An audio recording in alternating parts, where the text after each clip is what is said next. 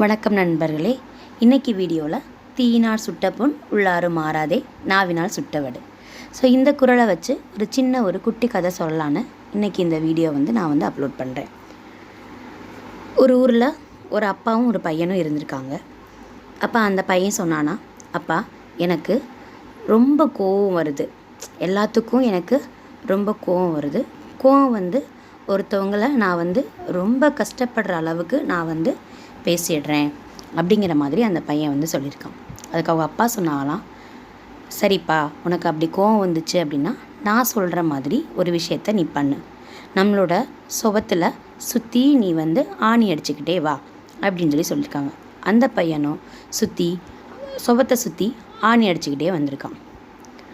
ஆணி அடிச்சுட்டே வந்ததும் ஒரு கட்டத்தில் அந்த பையன் சொல்லியிருக்கான், அப்பா எனக்கு கோபம் குறைஞ்சிருச்சு அப்படின்னு சொல்லியிருக்கான்.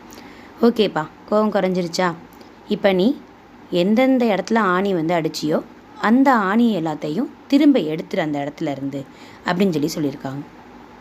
அந்த பையனும் அந்த இடத்துல இருந்து அந்த ஆணியை ஃபுல்லாக எடுத்திருக்கான். அதுக்கு அவங்க அப்பா சொன்னாங்களாம், நீ அடித்த ஆணியை நீயே உன் கையால் எடுத்துட்ட, அப்படி இருந்தும் அந்த வடு மறையவே இல்லை.